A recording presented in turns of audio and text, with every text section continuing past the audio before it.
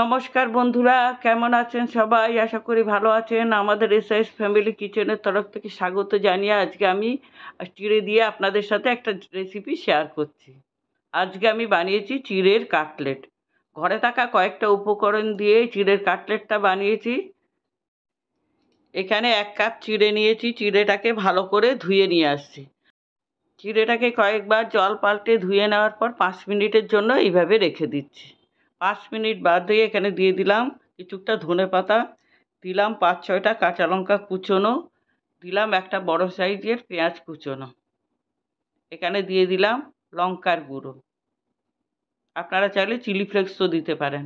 আর নিয়েছি সিদ্ধ করা 2টো আলু, আলুকে আমি গ্রেট করে দিয়ে দিচ্ছি।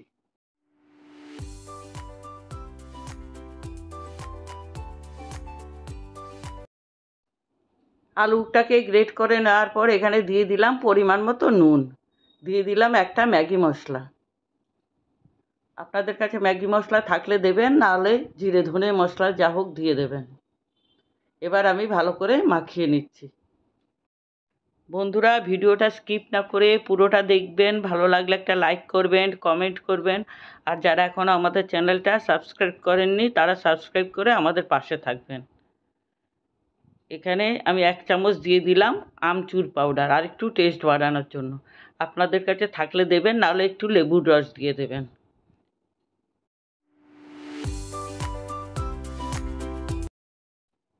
ভালো করে মেখে নেওয়ার পর এবার কাটলেটগুলো শেপ দেওয়ার জন্য গোল গোল করে আমি এক বলের মতো করে নিচ্ছি।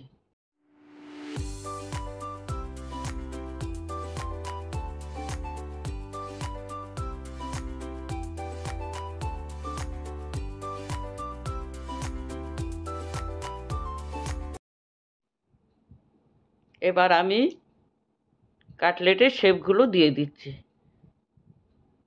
গোলটাকে ভালো করে চেপে নিয়ে শেপ দিয়ে দিচ্ছি। এই সবকটা উপকরণ প্রায় প্রতিটা বাড়িতেই থাকে। এখন তো প্রায় দিনই বৃষ্টি হচ্ছে। সন্ধ্যাবেলায় এই কাটলেটটা বানিয়ে নেবেন, চায়ের সাথে একদম জমে যাবে। আলুর চপ বা বেগুনি তো সবসময় খেয়েছেন, একবার চিড়ের কাটলেট বানিয়ে খেয়ে দেখবেন। অল্প তেল দিয়েই হয়ে যায়, শ্যালো ফ্রাই করলেই হয়ে যায়, ডিপ ফ্রাই করার কোনো প্রয়োজন নেই।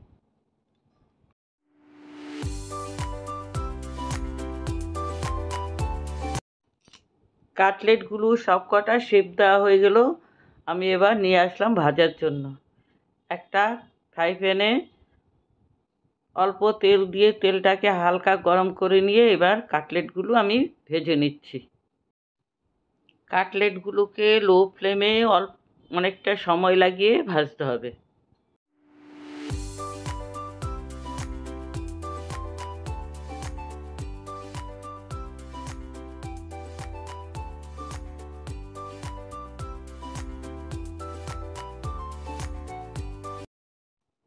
তিন চার মিনিট একটা পিঠ ভাজা হয়ে যাওয়ার পর আমি এবার কাটলেটগুলোকে উল্টে দিচ্ছি।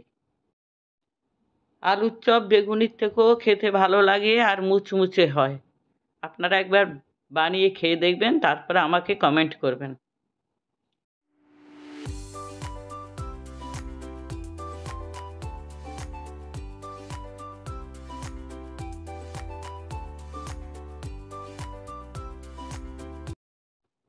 আমার কাটলেটগুলো ভাজা হয়ে গেছে, আমি একটা একটা করে উঠিয়ে নিচ্ছি। দেখলেন তো, এই কাটলেটগুলো বানানোর জন্য না লাগে কর্নফ্লাওয়ার গোলা, না ডিমের গোলা, না লাগে বিস্কুটের গুঁড়ো। এমনিতেই দারুণ সুস্বাদু আর মোচমোচে হয়। একইভাবে আমি আরেক ব্যাচ কাটলেট ভেজে নিচ্ছি। আমি 5টা বানিয়েছি বড়, আর 5টা ছোট সাইজের কাটলেট বানিয়েছি।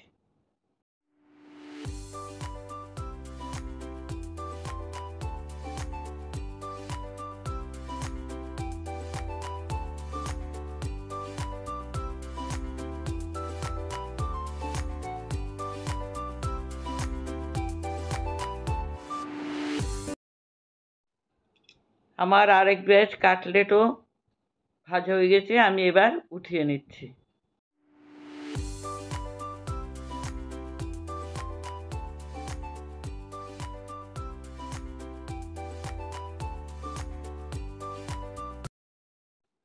আমার সব কটা কাটলেট ভাজা হয়ে গেছে। এর মধ্যে আমি 5টা বড় বানিয়েছি আর 5টা ছোট বানিয়েছি। কাটলেটগুলোকে আমি এবার সব সাজিয়ে নিচ্ছি। কাটলেটগুলোকে আমি শসা, পেঁয়াজ আর ঘরে তৈরি কাসুন্দি দিয়ে সার্ভ করে দিলাম।